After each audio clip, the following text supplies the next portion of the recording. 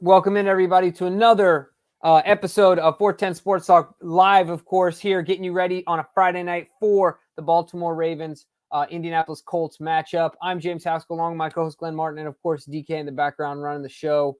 We missed DK last show, man. He was, doing Lord knows what. He got in at the end, but he did. He was one eye. He was half lit, But no, we're glad to have you back for the ride, DK. And hopefully you got to close some business. All that being said, it's Friday, Glenn. It's Friday. It's going to be an exciting weekend. I'm looking forward to obviously this game, and there's a lot. You ran out of Baltimore. Let's just call it what it is. You escaped this tropical whatever the heck we have coming our way. We had this plan like 2 months ago. Yeah, you bailed on us is what you did. You saw the weather and you got the heck out of there. That is something we're definitely going to get into, what the expected weather is and how that could affect this game. This is a game where I think everyone who was, doing the preseason predictions win-loss picks this as a win. But look, there's a lot of injuries we got to get into, and the weather certainly can make things interesting. So especially and we'll get into this, especially what their defensive strengths are. That makes it even more interesting. So we'll definitely get into that. But let's start with, I think it's a great point, Glenn. Let's start with the injuries, because I think we got some big ones here. If you're not a Ravens fan, you might not consider some of the ones that we're going to discuss big, but if you know the Ravens intimately like we do and all of you watching, then I think intimately. Right, not too intimately, but then certainly I think that you'll know some of these names are of concern. So DK, what you got for us here? All right. Obviously, we got Odell Beckham Jr., and I mean, I think it's a foregone conclusion at this point he's going to miss this game, but we don't expect this to be long-term. Obviously, he hasn't practiced at all this week. Jadeveon Clowney, of course, just, recovering from – he practiced Thursday, Friday, just recovering from an illness. I'm not too concerned about that. Maybe he had a little bit of the bubble guts, something like that. It was non-COVID, so that was nice. Right, yeah. So he maybe ate a cheeseburger too many the night before, and it just hung on for a little bit. But this is the one I want to get into, Glenn, and that is Justice Hill, who also seems to be a foregone conclusion that he is out this game. So, I mean, I want to spend some time here because the other ones I think are names that we already know, right? We know Marlon, we know Tyler, we know, Adafe, this is his first week, but we know he's out. He hasn't practiced at all. And Marcus Williams. But I think between him and Adafe, I think those are the two most impactful players that weren't already on the injury report, right? Like those are two big names, don't you think? Yeah, this is kind of reminding me of the Ardarius Washington injury of last week, where it's like we didn't see Justice Hill get hurt. Right. But now he's dealing with what's being called a turf toe, which we know can certainly linger. It's not a good injury as a guy who needs to make quick cuts and it's all them stutter steps, dude. Come on, Justice. It's not what you want to see, because that turf toe can stick around. So, but what this does is it makes it a lot more obvious as to why they had Kenyon Drake in, why they were kicking the tires on some other veteran running backs. And, we were like, why is this? Just for depth? Well, this is why, because it's pretty clear Justice isn't going to be able to play. So this is going to be the Gus Edwards and Melvin Gordon show. Now, Kenyon Drake is on the practice squad. I assume he'll be elevated game day because you want to have three running backs. But I got to imagine he's got some catching up to do because, he was here last year. Brand new offense. Totally different offense. Yeah, and he said there's some overlap and there's some verbiage overlap as well. But he's still got a pretty steep learning curve to be any bit productive this Sunday. So to me, this is a clear indication we're going to see a whole lot of Gus. Because, Melvin's on the team, and Melvin's been with the team for quite some time now. But I don't think anyone saw anything out of Melvin Gordon in the preseason or in training camp that said, all right, this guy's ready for a big, big role. I think they'll use him sparingly, and we're going to see a whole lot of Gus Edwards. Yeah, and I think that, look, anytime you say that sentence, I think it's a good thing for Baltimore. I think it always has been. I think it will be, obviously, until Gus is no longer an effective football player. But not too many problems with that, right? I think that it goes right along with the weather and the type of game that we're going to have a guy like Gus Edwards, who is, I would say, at his style of running is if you talk about the running backs that are in his category of a runner, I think he's right up there with pretty much all of them now. I know that a guy like, Derrick Henry and kind of stands alone as far as that downhill power running, but man, Gus is right up there with all the numbers and efficiency and everything else. And obviously, you guys know I beat the drum my guy 35 all the time because I think he's just an excellent underrated football player. But yeah, it's certainly going to be the Gus Edwards show this week. We need to make sure that we don't get sloppy with the football and keep getting positive plays. But I think all those things will be in line with one Gus Edwards. Now, Odafe Owe, I want to talk about that as well. And I know we'll get into defense, but since we're on the list, obviously we got Clowney, who's been playing well. We got Ajabo. Bowser isn't back yet. Are you concerned about the lack of pressure we'll be able to generate with a guy like Odafe out? I mean, he's been playing. Yeah, I know he hasn't gotten the sacks, but he's certainly been getting in and around the quarterback, right? Yeah, I'm certainly concerned with Odafe being out because now this is going to make a guy like David Ajabo have to play way more snaps. Yeah. Way more run snaps, certainly, that they wanted him to play. And I'm confident in Clowney, but yeah, I mean, I think anytime your depth takes a hit, then it makes everyone else pick up more snaps, which of course increases the chance of injury for everyone, as well as I think it lowers their effectiveness. When you're coming in fully juiced up because you've had a chance to sit and catch your breath, is a lot different than being forced to play 60 snaps and take on tackle after tackle, in a run game, which I expect this team to run the ball a lot with Gardner Minshew. And yeah, so I'm worried. Now, the counter is it looks like John Harbaugh has announced that Jeremiah Moon will be elevated on game day from the practice squad. That'll be fun to see. And we saw a lot from him in training camp and in the preseason, and he impressed. And now he impressed going up against primarily backups and not ones. But this is your shot, Jeremiah. Let's see what you got. Let's see. It's a shame that we have Malik Ham on IR because, man, I was really getting juiced up what I was seeing from him, even though he's undersized. But hey, this is an opportunity for Jeremiah to see what he's got because there's not a lot. We got depth, but there's not like that guy. Like there's not. So if Jeremiah comes out and shows that he can be trusted and make impact plays, then I think this won't be just a 1 week thing going forward. Yeah, and I agree with you. I'll also put another name out there. That's Tavius Robinson, right? This gives him an opportunity to expand his role as a player. We've seen some moments from him in like you were kind of talking about in a much more narrow scope of responsibilities, right? But that's obviously going to widen now. And so go out there and show us what you got. It'll be interesting to see how they use the other guys, like you said, that are quote-unquote depth guys, if any of them do naturally pick up to defending the run better than even an Ajabo. I'm not saying that they're better than David Ajabo, but just at that specific task, it'd be interesting to kind of see how that's weighed in to this whole equation. But certainly those two guys, I think, are the ones to key in on this week. I'm not so many starters though, dude. Yeah, that's what I was gonna say. I'm not disregarding Odell Beckham Jr. either. But the other guys just seem to be newer, fresher to the list and less unknown. When Odell went down last week, I was like, and he didn't come back. I was like, okay, well, he's at least going to be out a week or two. So, you're kind of already psychologically past that. But for the Colts, I think obviously the biggest name is their quarterback. And of course, that's Anthony Richardson, who is still out with a concussion. And he was playing well. I think when he went out with the concussion, he had 2 rushing touchdowns that game, had them, steaming, doing well. And I'm kind of bummed that we don't get to play against him because I think he's just an exciting football player. He's got a lot to learn. He's raw, but guys like that are fun to watch. I didn't want to beat the Ravens, but certainly this changes the equation for the Colts offensively with your guy under center not playing. Yeah, Gardner Minshew, as far as backups go, he's definitely got to be considered one of the best number 2 quarterbacks out there. So it's not like they don't have. It's not like the Bengals who are turning to a guy who has had 0 snaps in his NFL life after Joey Burrow might be forced to miss. This is at least a guy who's got some clout, won some games in the league.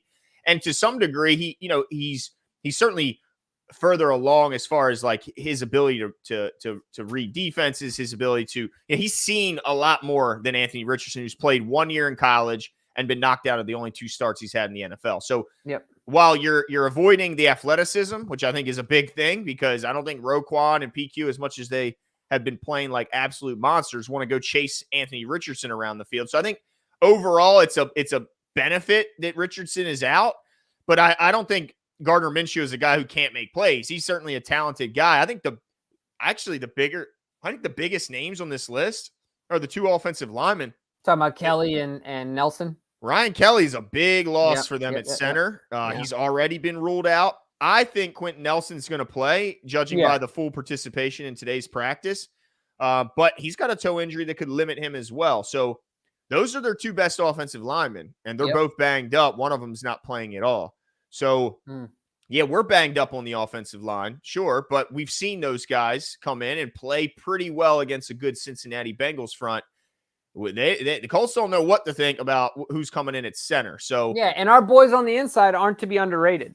No, we got some true monsters in there as well. Past. So yeah, I mean, I injuries on both sides, obviously more substantial for the Ravens. However, we've seen at least 1 week where the backup for Marcus Williams, Geno Stone, makes a hell of a play. Ronnie Stanley's backup, McCary, blocks his absolute ass off all day. And Tyler Linderbaum's back. Mustafa, he plays himself a contract. Yeah, they signed his ass quickly to a real contract. So, yeah, I'm feeling pretty good, even though we have, I mean, how many starters is on that list? Holy. Yeah. I mean, every person on this list there's no like.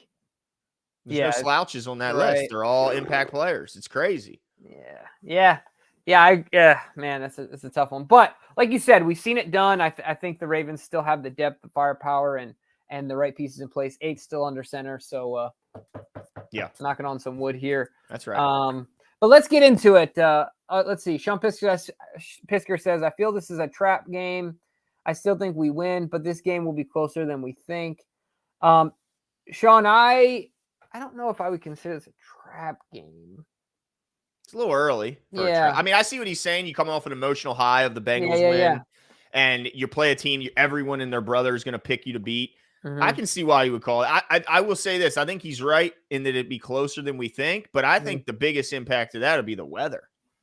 Yeah, that's interesting. And I think we should probably talk about that before, after injuries, before we get into offensive and defensive matchups. Let's talk about this weather because what's the name? Oh, DK just lost his graphic. That's okay. He's going to pop it back up in a second. But it's Ophelia. Yeah, Ophelia is coming. It's a tropical. What did they call it? Oh, I can't remember the name of it. But it wasn't disturbance. It wasn't tropical storm like I'm used to. It was something that sounded far more severe. But as you can see here, got a high of 69 degrees. But the big one there, 98% chance of precipitation. It's going to be gusty out there. Winds 10 to 15, but I'm sure it's going to gust higher than that. You just never know when it's a nasty, mucky game, how the ball could bounce, and certainly a lesser talented team could sneak a win in a game like this. Well, I'll tell you who does know. Who's that? Anybody that's ever grown up playing football in Florida. You don't think they've been dealing with this forever? Yeah, but not with the cold. 69 ain't bad, though. I mean, you're right. But I think the stickiness, the humidity. It ain't bad at all. No, just... By the way, 2 races ago, that was my bib number. Tanya got there and started cracking up. Nice. That was the first thing she said when she saw me. She's like, nice number. But anyway, now this is a family show. Yes, but I think that experience, like I feel like Lamar doesn't worry as much about that as he does like the dead cold. My opinion. Yeah. I don't know. I haven't talked to the guy, but like when it gets real cold out there, I gotta imagine just being less familiar with that, it's a big concern. So Sean says similar to when we beat the Chiefs in week 2, then almost laid an egg against the Lions. That's a good point. I mean, like you said, Glenn, it's an emotional game, but it's a different team. Yeah. And John usually does well at preparing. We don't have Hollywood dropping 3 touchdowns like he did against that Lions team. That's right. Getting hit in the face with the ball practically. Gosh. So let's hope that's not the case, Sean, but I think it's a fair concern to have. Yeah. It's substantiated. Yeah. So all right, let's get into these matchups. I always do this, Glenn. I always depend on you for statistics. One day I will get my act together. Now, do you want me to, I mean, I guess the biggest thing here is that like we can talk cold statistics, but just like you said, it's Gardner Minshew under center. Exactly. So it's kinda, like, you kind of throw the baby out with the bathwater with this one because he's a totally different player. I really want to talk about some guys that we need to focus on from our offense and their defense first. And then when we talk about their offense, I think really we should just focus on the guys because even stylistically, it's going to look different, right? Oh, certainly. With those two, they're very, very different. Yeah, I mean, they're oil and water. They have very little, to nothing in common as far as how they play the game of football, and the fact they play the same position. But this is gonna. I want to talk about their defense because I'm sure that our expert Kevin Hickey, who we're gonna have on at the tail end of the show, is gonna come on and talk about these same guys when we ask him about the defense. But you talk about DeForest Buckner, you talk about Kwity Paye coming around. Obviously Shaq, and the Zaire Franklin, like. They got some tackling big, machine. Yeah, they got some big boys up front. They got a solid O-line D-line. Mm-hmm. And I think that there's a true disturbance. See, it's a tropical disturbance. It was actually a tropical cyclone is what it's being called. Oh, perfect. Right. Like, that's not scary. Perfect. Dude, what is going on in the back of your house right now? Oh, can you hear dogs that? Can you hear going. It's my in-laws yapping dogs, man. They're hardly dogs, let's be honest. No. All right, give us some breakdown. I'm gonna go quiet them down. Yeah, absolutely. So Zaire Franklin, as far as I know, is leading the league in tackles right now. Linebacker has 30 tackles through 2 games. And he's not even the most famous linebacker on their team. Of course, Shaquille Leonard, their very highly paid linebacker, gets most of the name recognition. But Zaire Franklin, 30 tackles through just 2 games is absolutely insane. And then DeForest Buckner, as far as defensive tackles goes, I think there's probably like 3 in a class of them by themselves, and that's Donald, Buckner, and from the Steelers. Oh, my goodness. Hayward. To me, those are the 3. And then, Chris Jones. I almost forgot Chris Jones. But those 4 are really all, very, very, very close in talent. And I think it's a pretty steep drop-off. DeForest Buckner's as good as it gets. He is disruptive in the run. He's disruptive in the pass game. He's got already 2 sacks from the D tackle position. It's not something you're normal to see from the D tackle, a guy like DeForest Buckner. So he is absolutely a problem. Like Jimmy mentioned, Kwity Paye coming around the edge. He's one of those guys that took a couple years to kind of get it going, but he certainly seems like he has now. He's got 2 sacks as well. And he's finally healthy. Games. And that helps as well. He's finally healthy for sure. So Craig Fox, did you already read this one? Nope. I'm down in North Carolina. The wind is no joke in this storm. So I don't know how close is it to hitting. Like when are we gonna? Tomorrow it hits us pretty good starting tomorrow, and I'm hoping that it'll get it kind of most of it off its chest before come Sunday. But right. Look, I think they're gonna be playing in some rough weather. The rain is one thing, but the wind, Jimbo, wind is another thing. Yeah, that's another whole beast. Yeah, I tell you what, though, it's always everybody's played football in the rain as kids, whether it's at the highest level or in your stinking backyard, right? Because it's fun. But, man, the ball gets so dang heavy. Now, I guess it's different in the pros where you're always keeping the ball dry, cycle it, in and out. Then, like, we got the same football we used for 4 years. Waterlogged. Yeah, it's just a big old brown turd. Like a medicine ball you're trying to chuck it. That's right, exactly. But the other thing is injuries tend to happen when the footing isn't secure, and that's another thing that makes you worried is are we going to see another rash of injuries hit them? Can't predict it, but you certainly gotta look out for it. Yeah. Now, when we're talking about, I'm sure you did while I was getting the dogs to be quiet, I'm sure you did a good job of talking about these guys already. So I kind of want to talk about our offense. And, how we match up against these guys, some keys to the game, breakout players, stuff like that. Because it's going to be interesting to see. I think, I feel like last game was a well-balanced diet for the Ravens offense. They played harmoniously. The first game, certainly there was moments where the pass game looked good. But, in the red zone, we went with the run game. Lamar had no passing touchdowns. So it'll be interesting to see how Monken plays it. But one thing I'll say, Glenn, that I think is turning out to be true that we said, because a lot of people guessed about the identity of the offense. One of the things we said was we believed they were going to be a bit ambiguous in their identity, right? To be able to change on a dime the way that they play stylistically from game to game based on opponent, weather, whatever the health, whatever the case may be. So it'll be interesting to see how they play it this week. But one of the things I want to talk about as far as my offensive key to the game is last week we played so well on the offensive line.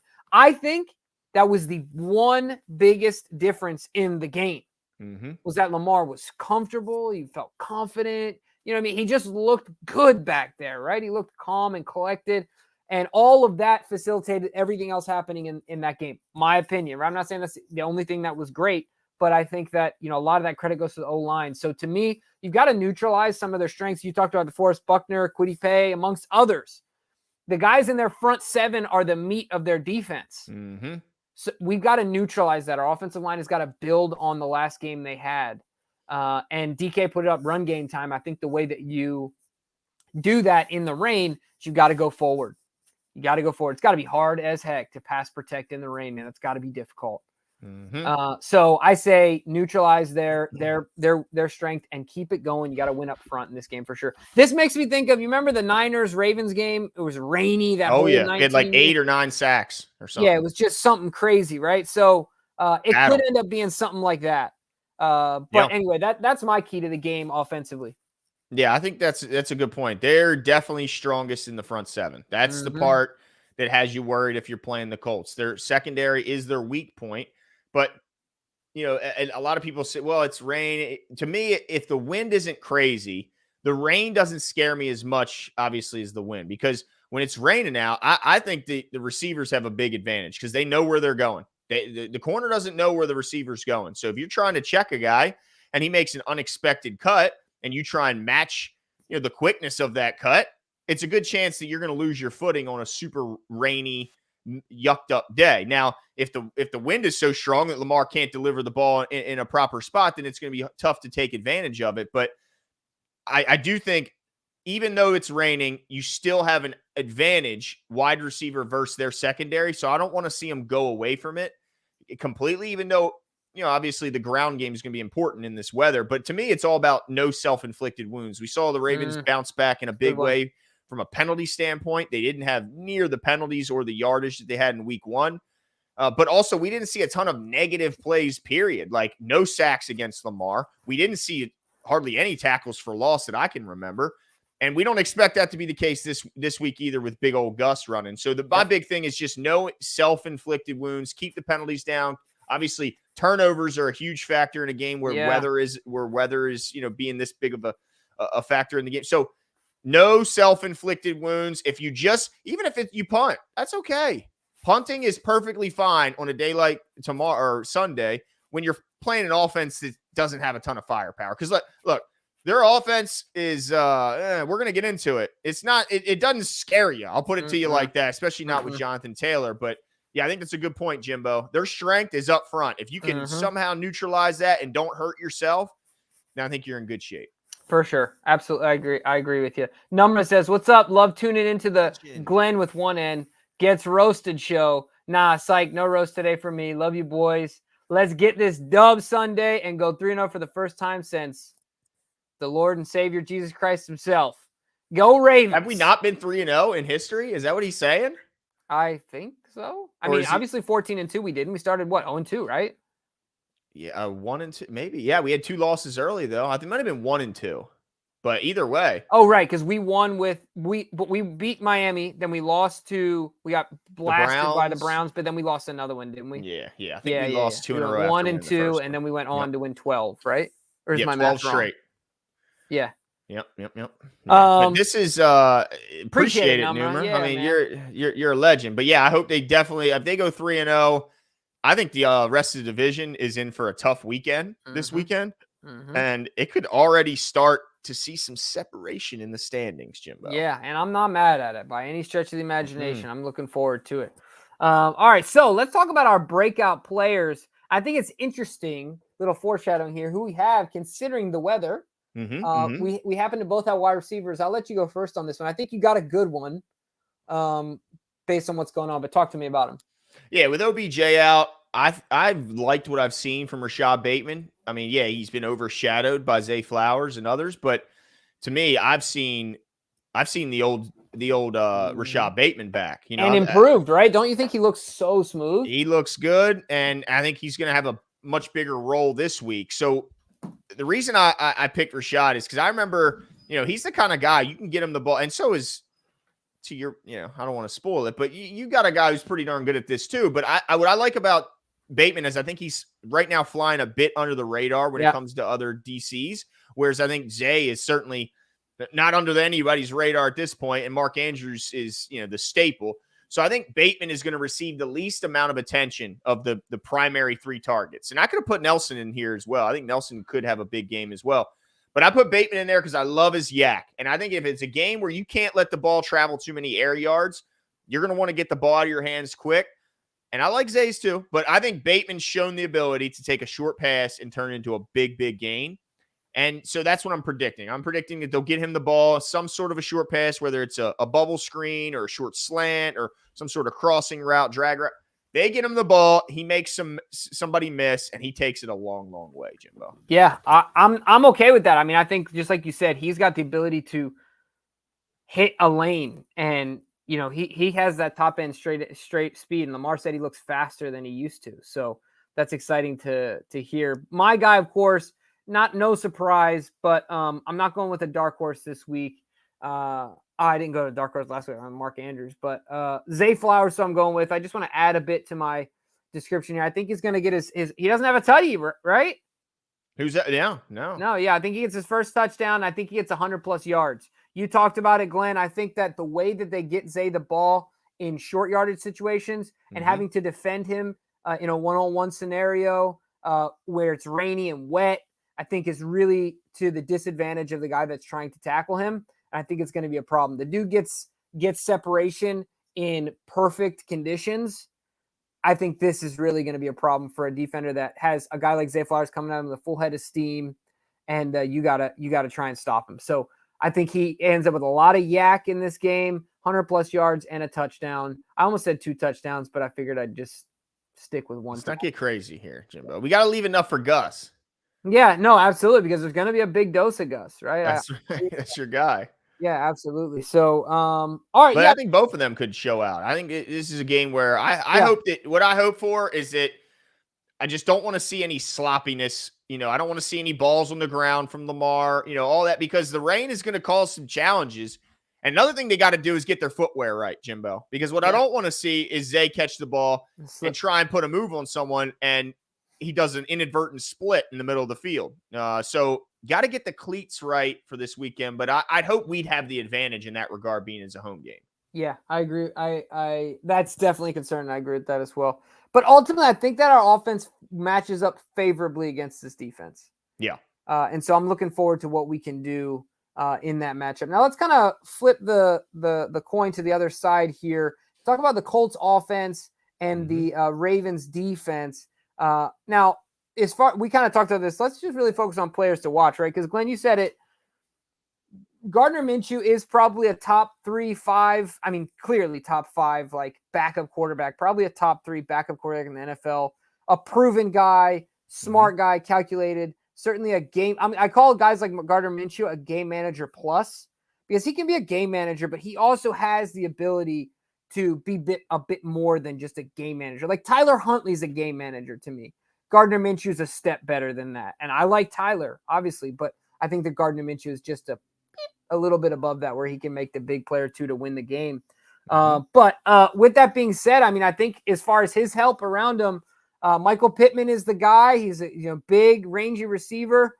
But I want to talk about one guy that you talked about going under the radar, and I think he had a decent game last week as well. Of course, Zach Moss, I know him well, played at Utah, but I think because Jonathan Taylor's out, everyone's like, oh, we got a cakewalk in the backfield. If you remember, Zach came out of the draft. I think he was a 4th rounder to Buffalo. And really what happened at Buffalo is they don't care about the run game. Like, let's be honest. They just don't care. But Zach is a 3-down back, and he can be productive in the passing game. He's a good blocker, and he's a good runner. He's just solid at everything. I'm not saying he's a superstar, but certainly if you're in a game like this, if you're not disciplined with your tackles, he's a bigger guy, right? If you're not disciplined with, not only your tackles, but your assignments, right? Like he can do some things to make life difficult for you. So I think that's another guy certainly to keep an eye on. It's not just, it's not Jonathan Taylor, so it's no one. They got a guy back there. Yeah, and they didn't week 1 because week 1 Moss wasn't able to suit up. Injured, right. And they had a guy, Deion Jackson, go in and carry the ball 13 times and gain a whopping 14 yards. Right. So Zach Moss was a breath of fresh air. He had 18 carries last week for 88 yards, just under 5 yards a carry, with a touchdown as well. That's a game, man. And he's a. I mean, in college he was a bell cow, right? Like I think he probably touched it over 300 times his senior year, right? Like it was just. And he's a good player, but let's be pretty clear. The Ravens' run defense is no joke. No. And so even with a guy like Owe out, who's a heck of an edge player at this point, I still expect the Ravens to play the run very, very well. Even with, even if, let's say, Quentin Nelson ends up out there, even with, their best guard, probably the best guard in football, I still expect the Ravens to bottle them up. Now, you mentioned it. Michael Pittman is their guy on the outside. He's got 23 targets, which is by far and away the most through the first 2 weeks. He's got 16 catches, 153 yards, and he has 1 touchdown so far. But they don't have any speed on this team, Jimbo. Like, I look around, I go, who scares you? Like, Michael Pittman's a big body, and he can make contested catches, and he can make the tough grab over the middle. He's a good player. But I just don't feel like they have that complementary piece. Josh Downs, the young guy, he's had a decent start. He's got 7 catches for 67 yards so far through 2 games. But after that, those 2 guys, I mean, you're talking about 2 tight ends who I've never even heard of as their next 2 biggest target getters and pass catchers. So I just think they don't really challenge you at all through the air. It just doesn't scare me in any way. And even with the fact that they lost another corner, in Ardarius Washington, I'm still not intimidated or scared by their passing attack, even if it was perfectly clear weather or raining, whatever weather. I just have no fear of their passing attack. So to me, I mean, yeah, you worry about Zach Moss, but that's all you really got to worry about unless you completely lay an egg, against Pittman or Downs. Yeah, well, speaking of cornerbacks, I mean, I just kind of want to skip ahead real quick. I know we're going to get to our defensive keys of the game, but I'm just going to tell you now. Oh, here we go. Brandon Stephens is my defensive breakout player of the game. And it's funny because without even doing so, right, like you kind of broached the topic as to why I think that's the case. The weather bodes in his favor. Mm-hmm. Gardner Minshew being a backup quarterback bodes in his favor. I think they're going to be down, so even in the weather, they're going to have to be forced to throw. I think that Brandon Stephens gets his hands on a football this week and gets an interception. He's what? Been playing. Yeah, that's right. Ball skills, Brandon. That's right. He finally gets it done. I just want to say that this is an incredible statistic, right? And look, if anyone out there says that they called this other than me, I'm calling complete BS. Mm-hmm. It's exactly what it is. I don't want to hear it because I talked to every insider. I talked to everyone. No one stuck up for Brandon Stephens like this guy right here. No one. Just want to read. I'm still not ready to put my name next to Brandon Stephens. Okay. I just want to say this: 30 snaps, in coverage, 4 targets, 2 receptions. One-on-one coverage. The one-on-one coverage, excuse me, right. Yeah. In one-on-one coverage, he's had 30 snaps, 4 targets, 2 receptions, 19 yards, 1 forced incompletion, and a 63.5% passer rating. The boy is balling out and deserves his flowers right now, right? He's playing his ass off. And look, there's been no doubt for much of Stephens' game. It's just, like you mentioned, you said he's going to get a pick. I would be stunned if he got a pick because he's got encyclopedias for hands, so he can stick with you. Mm-hmm. But it's hard to catch a ball when your hands are 2 books. Like he's got like Edward Scissorhands. Yeah, except instead of he's got 2 dictionaries as hands, and so yeah, he's a good player, and I know they love his toughness. He'll smack you. I mean, he'll hit you right in the mouth. No fear, makes no business decisions. 0. Oh yeah, there's no business decisions to be made, but he just has 0 hands, which is crazy because he's a converted offensive player in college, which is just crazy. Yeah, no, you're right. I mean, it's crazy to think about because he is an offensive guy by nature, right? Like he only played 1 year as a DB in college, but I think that lends to the fact that he's just simply still developing. What's happening now is that it's a development, right? Now he's not only staying in your hip pocket, he's making the progression this year. He's making the moves on the ball, right? Like he's breaking and he's doing those things. Now give him some time to not get too excited about it. He knows he's there. He's disciplined. Boom, makes the interception, and we're headed the other way, baby. So I say Brandon Stephens gets it done this week. Gardner Minshew is going to throw him a loaf of bread, and he's gonna get his hands on it, baby. Well, I'm going to say my breakout player is going to be Mr. Kyle Hamilton. He's been quiet in the first 2 weeks. Haven't heard a ton. he did make that huge tackle against Irv Smith last week that would have just went for 100 yards had he not made that tackle. But I think this week, the reason I picked him is because I expect him to at this point start helping out more in last year's role. I think we will see more of Kyle Hamilton coming down in the nickel, helping out as a dime corner.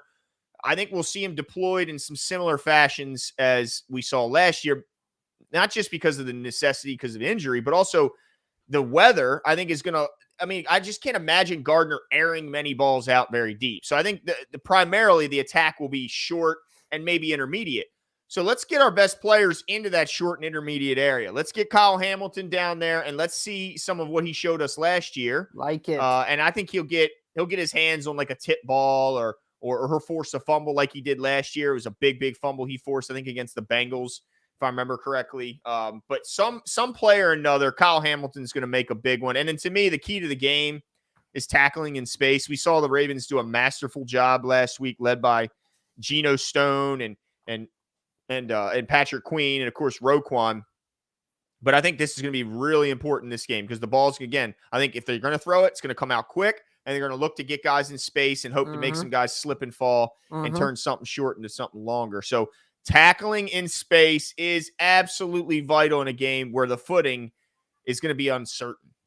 Yeah, I think that's huge. And I'll add to that, I think that, and I talked about playing from a lead, offense has something to do with this, but you got to put it all in Minshew's hands, right? I said don't underestimate Moss already. Dude, you got to come up with a new key, dude. Every week, you tell us to put it in the quarterback's hands. I didn't say that about Joey. I said, not about Joey, but you did against Stroud, and it made sense. Well, that's true. I mean, look, you're not gonna do it against Joe Burrow because they already put the ball in his hand. Right, you don't. Right, exactly. You want to keep the big plays to minimum, tackle, and keep everything in front of you. That's what you do with Joey.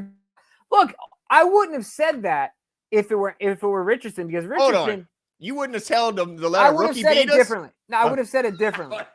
I would have said it differently. I would have said it, but I would have framed it differently. I would have packaged it a little different. Yeah, I would have simply said, make Richardson turn into a pure passer. Oh, okay. All right. I thought you right, like that's the idea. And I'm not saying he can't, but because he's a rookie, I think that would be difficult. So if you can bottle him up, keep him in front of you. But I think with Minshew, let him throw it 50 times. That's his nature anyway. He's the Daisy Dukes wearing, cowboy boot wearing, RV living gunslinger, right? Like he's a gunslinger. Let him gunsling. It ain't gonna work out. Like it's just that simple. It isn't gonna work against his defense. So give him what he wants, ladies and gentlemen.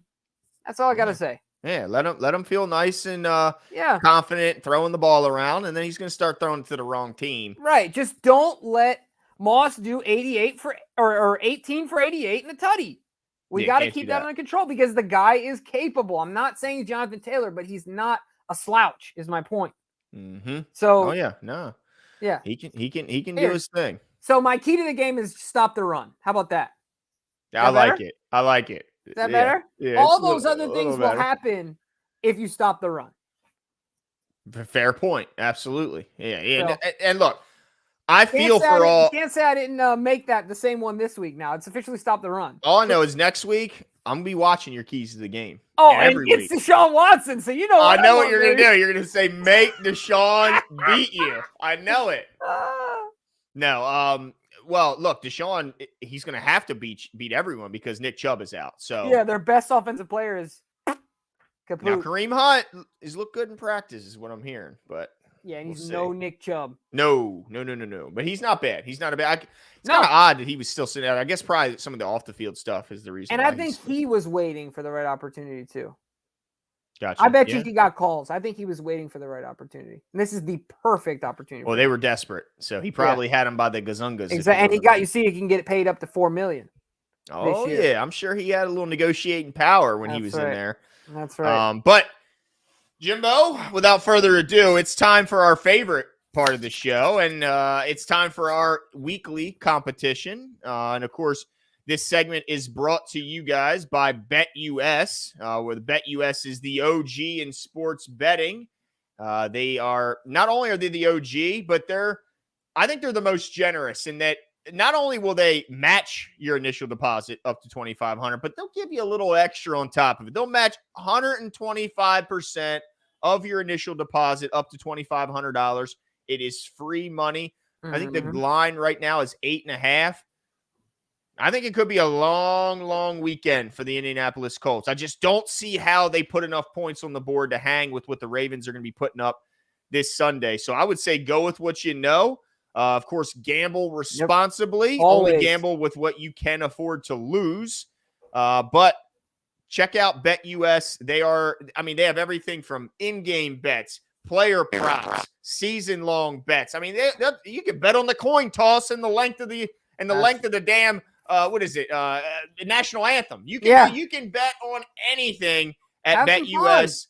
Don't forget to use our promo code to get that match of 125%. And just let us know your successes. Yeah, let me also add to that. If you are, like I've been in other scenarios where you're trying to get friends or family to get interested, so you're not watching the game by yourself. There are plenty of games I prefer to watch by myself. There's always those friends that you're like, they ask a million questions. And you're like, dude, I'm not in the mood. Like, stop. Or they're like cheer at the wrong times. They're like cheer for the wrong thing, Yeah. It's a fumble and it's recovered by their defense. And they're like, yeah. And you're like, dude, I'm going to punch you in the face. But you have plenty of friends or family who you want to watch the game. This is an easy way to get them excited about it. Let's have some fun on BetUS. Let's bet on the national. Trust me, they'll be glued to that dang TV like their life depends on it. Yep. And ultimately, this helps the show. It's a fun way for you guys to have some fun and help the show. So we appreciate the support. Back your boys at 410 Sports Talk and use the link that's in the description. That's in the description. Buddy. Awesome. Yeah, buddy. But yeah, let's get right into it, Glenn. I'm excited to talk about it. I'm a bit nervous because I forgot to consider the weather on some of these, but I'd be nervous too when you're taking on the G-Man.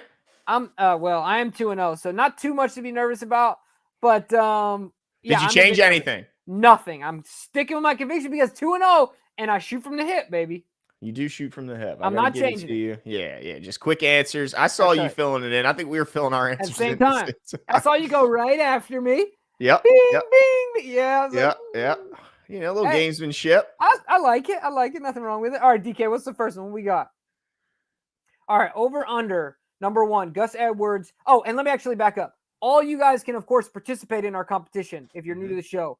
This competition is not just for us internally. It's for all you guys. The winner gets a t-shirt, or if it's second time winning, you get a hoodie. So just simply message us with your answers before the game starts in the comments after this video is over, not in the chat, in the comments, or with any of the social media handles that you see above Glenn's head.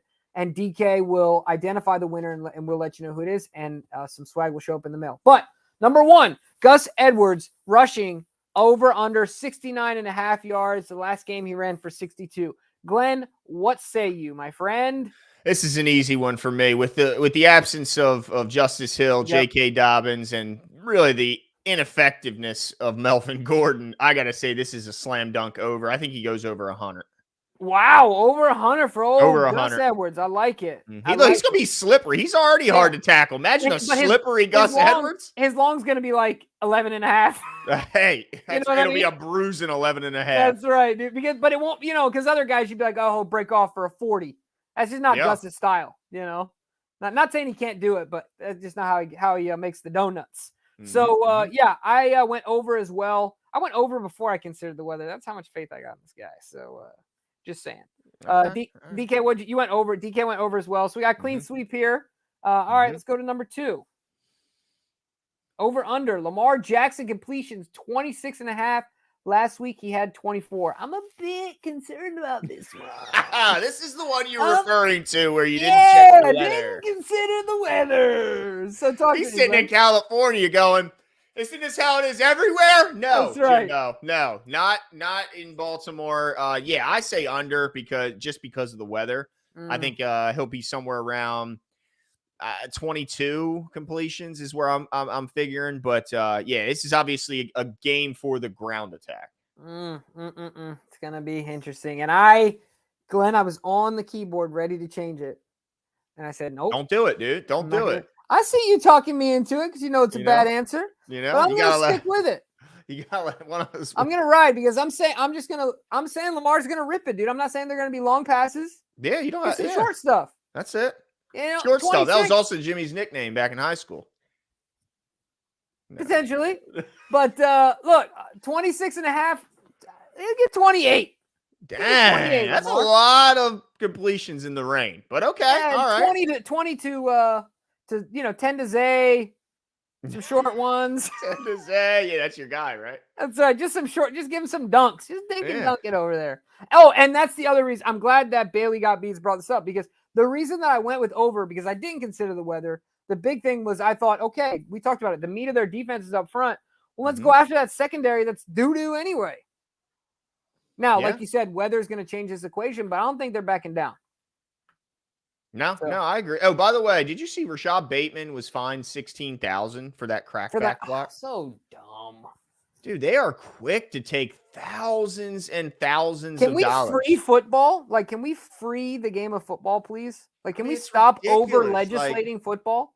To take money, especially because some of these guys, they don't have the big multi-million-dollar deals. Like, you're taking money out of these guys' pockets. He's a first rounder. So well, he does, but I'm saying there's so many guys around the league that get thousands and thousands of dollars taken from it. And then where's if I hear it's going to a good place, I'll be less upset. But where's this money going? It's that $44 million year salary to old. If it was going to the older players and healthcare for the guys who made this game what it is, then I'm less upset about it. But they're so quick to take that money, man. Yeah, football is ruthless and barbaric. There's an old saying: "Keep your head on a swivel." Hey, offensive player or defensive player, head on a swivel, bro, or else you pay the price. This is the big leagues. Well, I mean, he got a penalty. Yeah, is that not enough? I mean, you got to go to that. I mean, you could maybe, if you're going to fine them, maybe a couple G's, maybe, but you're going to fine them that type of scratch. Yeah, that's pretty crazy. Yeah, it's brutal. But what do we got next? Yeah, what do we got next? Here we go. All right, Ravens tackles for loss over under 2.5. Last week, just one tackle for loss. I guess that's the Clowney sack. That's not very good. So what do you think, Jimbo? Over under? Yeah, I'm sorry, I'm distracted because I'm pretty sure my son just hurt himself, but he'll be okay. I'm going over here because I think that they get Minshew twice. Dang, dude. I heard that, dude. I thought that was Nathan. No, I'm just kidding. I think they get Minshew twice, and they get Zach in the backfield at least once. There's going to be some broken plays in the backfield for both teams because of the weather, right? Not necessarily broken, but you know what I'm saying? Like a defender's going to slide through, somebody's going to try and break away and slip. That's going to happen, right? So I think you get Minshew twice. And he's trying to evade guys, and it's rainy, and then you get to the back once. That's all it takes to be over. I don't think that's asking too much. So I'm going over. No, well said. And I think both me and DK firmly agree. So no more needed there. Let's move on to the next one. Colts turnovers.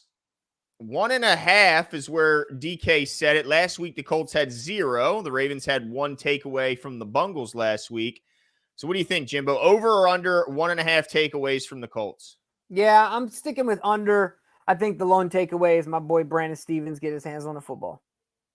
Okay. Now, there's also fair to say there could be a lot of fumbles. Yeah, the ball could get slippery. I mean, you never know with that quarterback running back exchange or center quarterback exchange. The ball could end, and that's what I predict. I predict a fumble, not an interception this week, but I do predict a fumble. Under?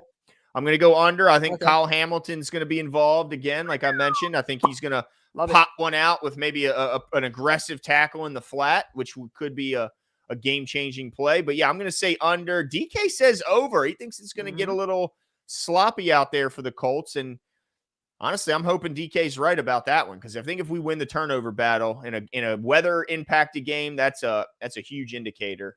But I'll say under as well. Yeah, and I think DK, just like you say, he's got there's logic there for sure. Like obviously the chat agrees with DK over. But sometimes I think the weather's funny. It just ends up having an impact in some games, and other games it just doesn't. You know, I don't know. It's just kind of goofy that way.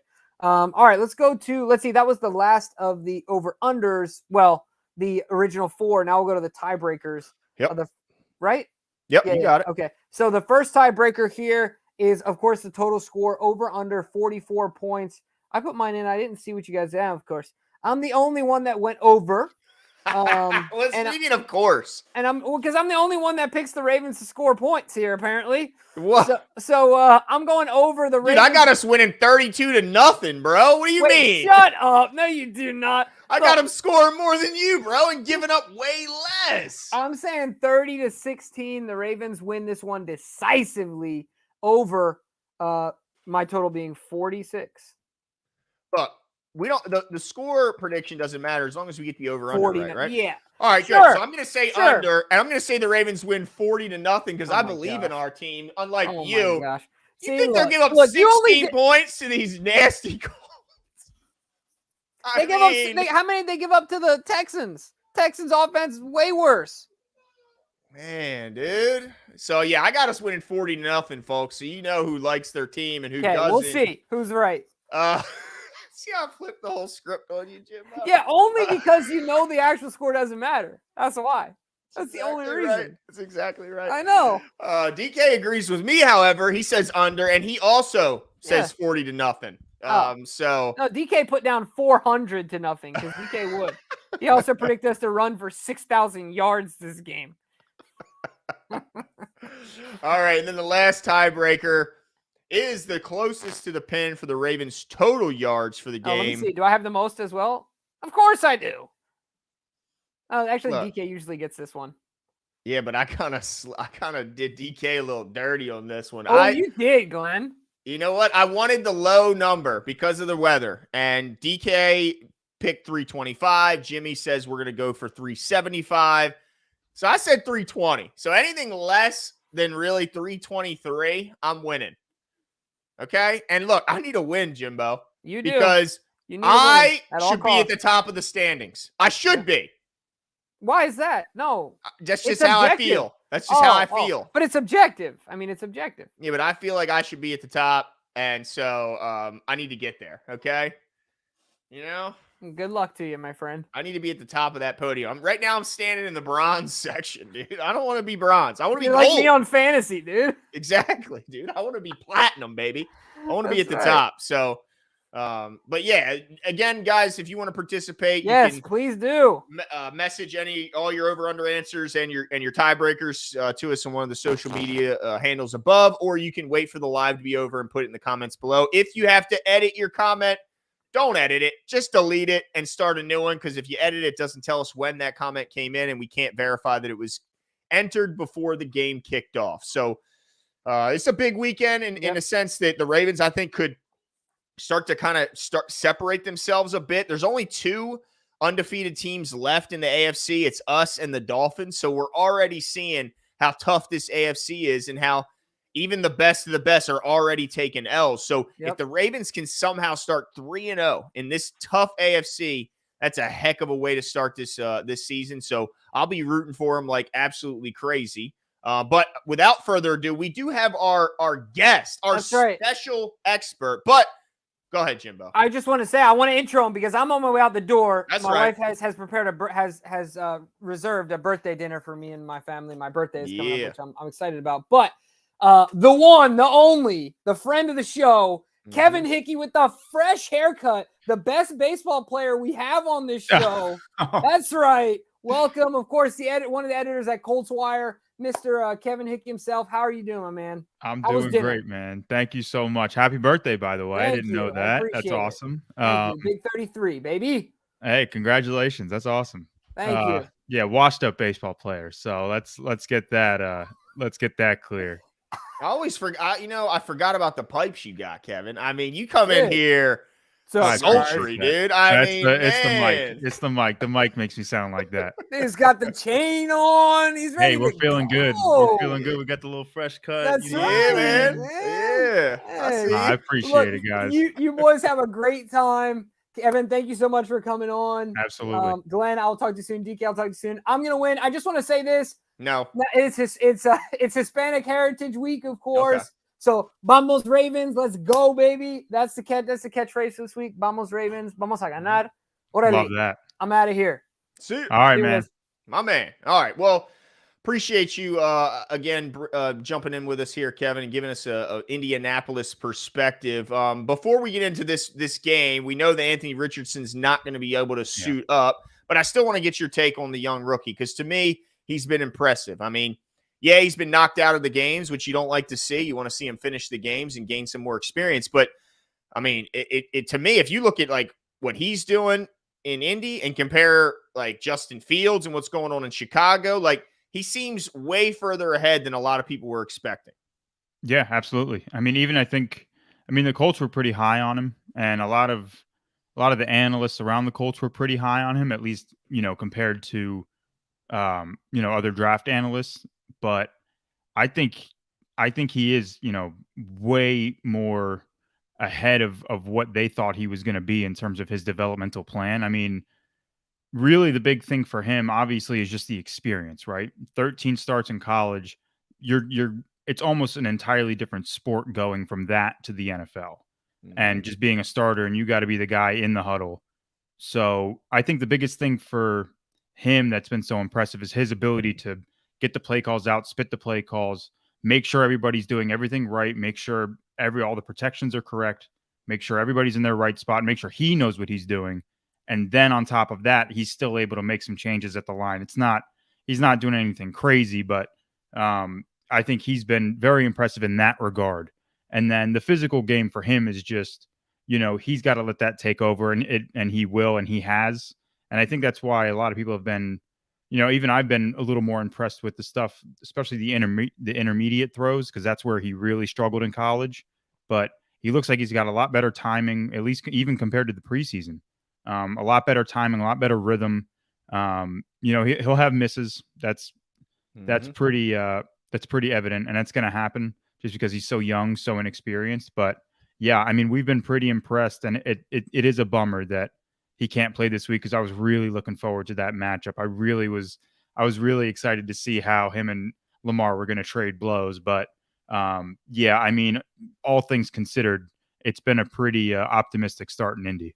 No doubt. Yeah, it's pretty cool to see. Certainly see the similarities. The doubts that Lamar heard, Richardson heard pretty much the same one. So it's nice to see him starting off, outside the injuries on a pretty good note. Now, what's your early impressions on the new head coach? Is it Steichen? Yeah, Shane Steichen comes over from the Eagles. Obviously had great success as the OC there. What's your early impressions on Shane Steichen taking over head coaching duties? Yeah, I mean, you're always going to have whenever you get a new head coach, there's always kind of that honeymoon period, and I think that goes, that's for every team. Same with Saturday? No, we don't have to get into that now. I mean, that's look, for some fans it was. For some fans, they loved that. They loved that whole Irsay loved it, Hey, Irsay loved it. He loved it a little too much, I think. But no, I mean, it's been good. He's definitely a guy that is just all ball, right? Like, he's the only thing he's focused on is football. And you've had to deal with the Jonathan Taylor thing, that whole saga. He's had to deal with some injuries, but you can just tell that Steichen's he's all ball, and he's a really smart guy. I mean, this guy knows how to craft an offensive game plan. He knows how to connect with his players, which I think is huge, especially for a guy coming in. It's a young team, but there are a lot of established veterans, both on the offense and the defensive side. So I think it was important for him to come in and immediately get, that veteran group to buy in, which I think he's done. So you hope that Anthony Richardson can stay healthy enough to where they can really get into a rhythm. But no, it's been all pretty positive, and that's going to happen in the honeymoon phase. But this team has been fighting, and it's clear that they're ready to play for him. Nice, yeah. I think Colts fans should be excited about this guy. I think they got one in him. But now I know I want to get to the game, but I got to quickly ask, what do you expect the resolution of the Jonathan Taylor situation to be? Does he ultimately get traded? Is there any chance that they can somehow kind of rekindle this relationship? Yeah, it's tough, man, because it's like I get it, right? Like, I get it from Jonathan Taylor's side, especially look at what happened to Nick Chubb. You know what I mean? Brutal. I get it. You got to get your money while you can. You got to get that bag. Your career as a running back already is shortened compared to other careers. So I get it. But then I also get where the Colts are coming from. You know, it's an unstable position. It's a position that does have fragility, more fragility than other positions. And when you look at the Super Bowl winning teams, none of them in over the last 10 years have paid big money to the running back position. So you kind of see where they're both coming at. I think both sides now wish it wasn't as public as it was. I think that's really where both sides made the mistake. Both in, you know, because Jonathan Taylor got a new agent this offseason, and his kind of mentality, his philosophy was let's get the public on our side. That didn't really work. Jim Irsay is a very public person, so you know he's gonna go straight to Twitter. Yeah. So you know when you're dealing with those two kind of aspects, it kind of caught fire a lot faster than everybody thought. In terms of rekindling the relationship, I think it's always possible. I think you have two sides that are intelligent. You have two sides that do care about each other. I think Jonathan Taylor probably does care about, you know, I think he cares about his teammates. I think he cares about his coaches. You know, I think he does have a good relationship with Chris Ballard. And I believe Chris Ballard when he says that he really cares about Jonathan Taylor. But they also have to make a business decision. So, you know, it's always tough when that happens. And it's hard to not take those things personally. So I think there is a resolution somewhere.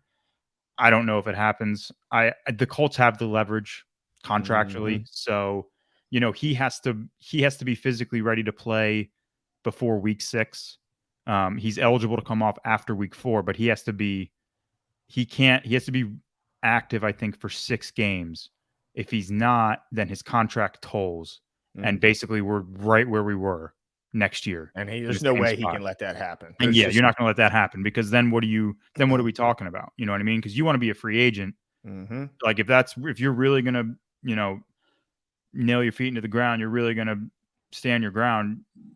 You're probably, if you're not going to get traded, you're going to just play through the season and hope you're healthy and be a free agent, go somewhere else. But you can't do that if your contract tolls. So I think cooler heads will prevail. Whether it ends in a contract extension, I have no idea, because there's so much unknown about this, and there was a lot of damage behind the scenes.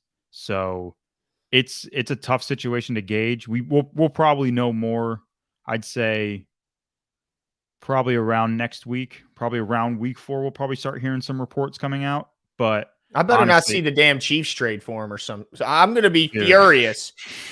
Wait, if they get, I mean, and it's funny because, you know, Ballard is very well connected with the Chiefs, but I think he also knows, like, if Jonathan Taylor goes to the Chiefs, I mean, that's trouble. What are we doing? You're just helping the enemy. So that's trouble. You know, I think they want him. They want him to stay. So it's something that it's going to take a lot of work to come to a resolution. And I don't know what that looks like. I don't know if that's just, hey, you know, prove to us you're healthy for 3 games and we'll give you a deal. Or if it's just like, hey, we're just not going to pay you this year because we got to figure out this offense. We got to make sure everybody gels, which he probably will. But, you know, Steichen's a guy that they don't necessarily use a bell cow running back. I know Zach Moss took all the carries and played all the running back snaps last week in his debut, coming off a forearm injury, but that was mostly because what they had before him in Deion Jackson. I mean, it was brutal in week 1. Was it 14 carries, 15 yards? It was 13 carries for 14 yards. It was brutal. It was, I mean, I think he had like 5 receptions, but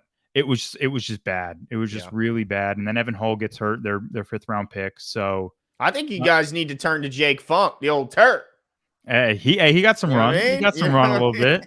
Let that Turk get out there. Look, he's a good special teams guy. They love him on special teams. So my guy, man. Yeah. So so we'll see. I mean, I really wish I had an answer for you, and I know it's kind of a cop-out answer to be like, oh, I don't know what's going to happen, but I really don't know what's going to happen. I mean, it's kind of we're going to find out at the same time what's going to happen. But I think there is a chance that they you know, cooler heads prevail and everything. So we'll just have to wait and see.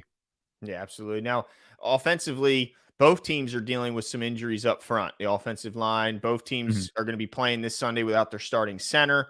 It looks, at least from my vantage point, that Quentin Nelson getting in a full practice today. I assume that he's in line to start. But when you look at their offense, the Colts offense versus the Ravens defense, where do you look at as like, all right, this is an opportunity the Colts to take advantage of and move the ball and maybe get some points on the board? Do you see an area where the Colts can find a weakness and take advantage of it? Yeah, I mean, you're probably, and it's interesting because the offense isn't going to change a whole lot with Minshew because he's been with Steichen. This is his third year with Shane Steichen because he was in Philly the last 2 years. So it's not going to change a whole lot. Obviously, you're not going to see as many designed runs. He's not Anthony Richardson. So you will still see a lot of RPO concepts, but not necessarily, they're not going to have that. They're not going to have the quarterback run in there as much. So I think if they're really going to attack somewhere, they're probably going to have to attack the seams. They're probably going to have to attack the safeties. Whether the offensive line is going to give them enough time to do that, I don't know. Another matchup I think they can look at. I really like Brandon Stevens, slot corner for the Ravens. But the Colts have a pretty good matchup with Josh Downs. He's having a pretty good start to the season. So I think that's somewhere where they're going to try to really get some quick hitting passes going, really get the offense in the rhythm. And then I think that's somewhere where they're probably going to focus, especially with that weather you guys are going to have. I mean, tropical cyclone, Kevin. Unbelievable. So it's probably going to be hard to air the ball out. So you're going to have to use the quick passing game and focus on the run. So, the guy replacing Ryan Kelly, Wesley French, he's making his first career start. He was an undrafted guy last year. So, we honestly, we have no idea what he's going to look like. He could be a gem. He could be a diamond in the rough, or he could show us why he was undrafted. So it's going to be interesting to see how that works, especially because he's not going to be able to make as many calls at the line. Ryan Kelly's a veteran. He's able to make changes, make calls at the line. So that's going to be a big disadvantage for the Colts, but I could see them trying to attack the seams. I can see them, Steichen's always going to try to make plays down the field. So I could see them trying to attack the seams and then working with the slot and working with the quick passing game over the middle too. Yeah, and on the defensive side of the ball, obviously, I mean, at least from my perspective, it looks like the front seven is the strength of the Colts defense. I mean, that front seven has got some serious talent. And then it's funny too, because when like an outsider would look at this defense and look at the linebacker room and go, oh, it's Shaq Leonard and then the guys. But as far as I know, Zaire Franklin's leading the league in tackles with 30 tackles in 2 games, which is absolutely insane. So when you look at this Ravens offense, last week they had a much improved offensive game than they did in week 1 against the Texans. Lamar looked absolutely phenomenal. They limit the Bengals to no sacks. They're airing the ball around. I mean, everything's hitting. When you look at the Ravens offense, do you see like what gets you concerned, and what areas do you think the Colts could maybe get the advantage on? Yeah, so the big thing for the Colts is they're really going to have to dominate the interior, especially with Linderbaum out. That's going to be their big area of focus. And DeForest Buckner and Grover Stewart, they've been coming out the gates hot. They've been really strong. Buckner's been getting a lot of pressure. Grover Stewart's just an absolute animal against the run. So that's really where they're going to have to make sure that they win, and that's not going to be easy, obviously. Because I'm a big Gus Edwards fan. I always thought Gus Edwards has been a very underrated running back. And you put him with Lamar, and it's always trouble for a defense. But the Colts do that. That's where their strength is the front seven, and especially on that interior. Now, setting the edge up. I mean, that's every time a team plays Lamar Jackson, setting the edge, containing the edge, obviously, right? Now, where the Ravens are probably going to win, and the weather does help the Colts in this instance, their cornerback room it's very inexperienced. There's some talent in there, but they're very young, very inexperienced. Dallas Flowers is one of the starters. He was an undrafted guy last year.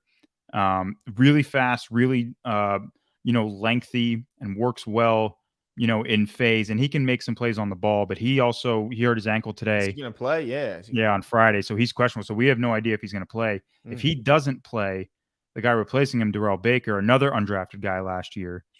It's like the opposite of the Eagles' defensive line. It's like they have all first-round picks. You guys got all undrafted guys. The secondary is just undrafted guys. I mean, even Kenny Moore was undrafted. But yeah, geez, I didn't even think about that. And Nick, don't you have the safety out of Utah also?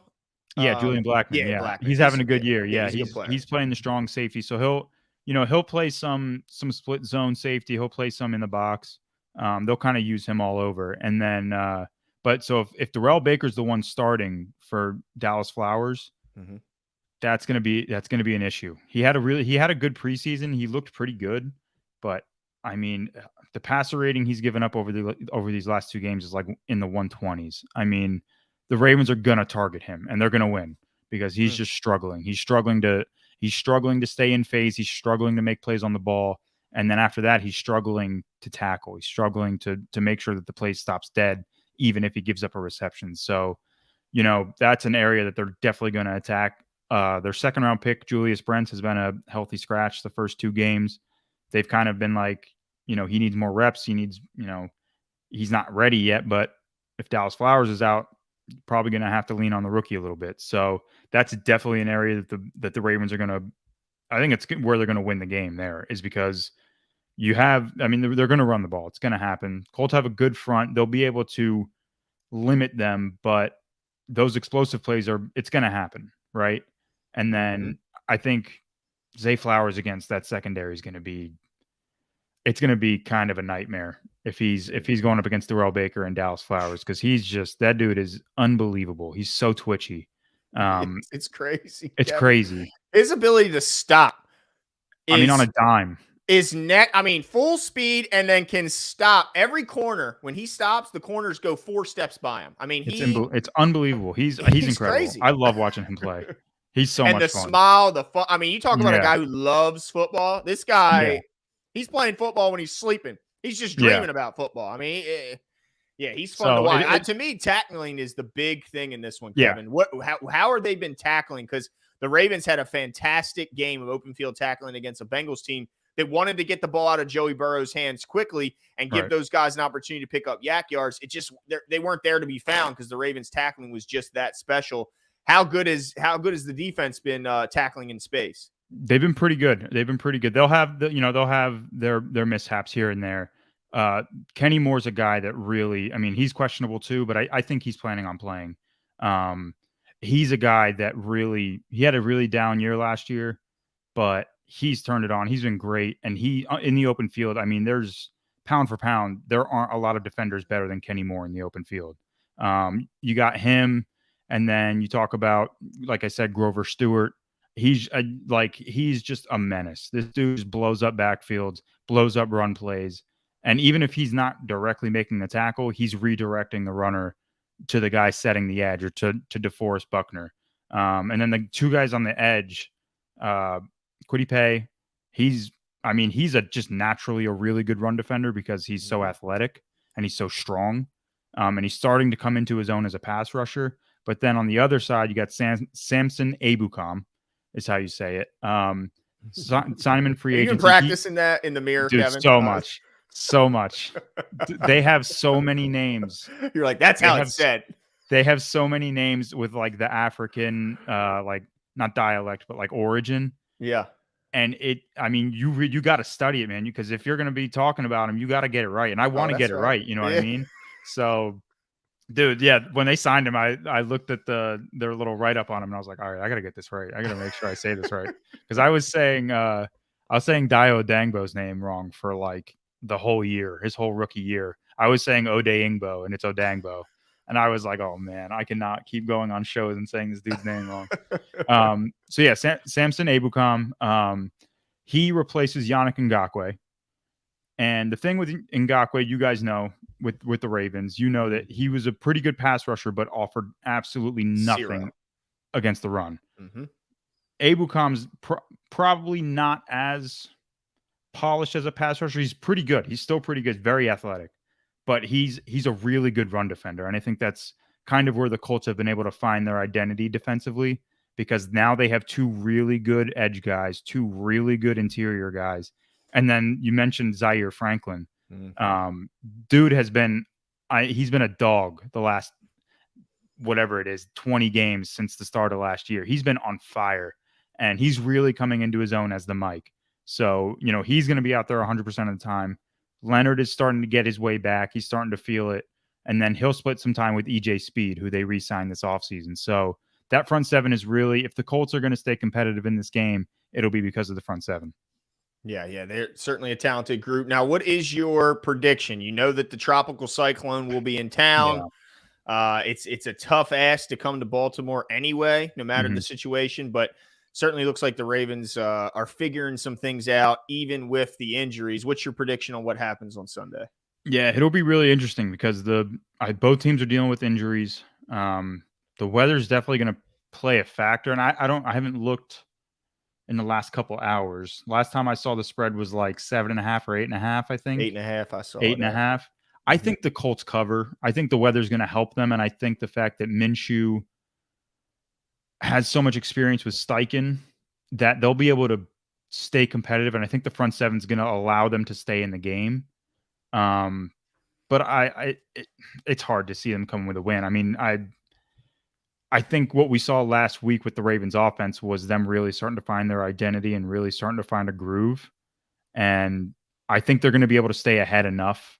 And the fact that they're at home is big. So obviously weather's going to play a factor, but I think I said I wrote something earlier and it was like, I think I said like 28-21, but I'm starting to go back on that because I don't know if that many points is going to be scored. I think it's going to be hard to score in the weather. So that's a lot of touchdowns too. It's a lot of touchdowns. So I've shifted it. It's going to be more probably like a 23-18, something like that. Maybe something a little less, but I think it's going to be a competitive game because this team they're a lot stronger than we expected them to look. I mean, even in the game against the Jaguars, they looked competitive and they were very competitive right up until like 7 minutes in the fourth quarter. And then, they basically dominated the Texans last week, but it's the Texans. So, the Ravens played one of their worst games in recent history and they blew them out by like 16 points. So, that's not a huge accomplishment there, but this team is better than a lot of people think, and I think they're going to be in more competitive games, even if they don't win, because that secondary is really young, and that's really where the Ravens are going to be able to take advantage. So I would say something along that line of like 23-18. Gotcha. And what's crazy? It's like, touchdowns are going to be hard to come by, but field goals are going to be real hard to come by. That's the thing for me is the field goals. Yeah, because I like the Ravens you're going to be able to move the ball on the ground.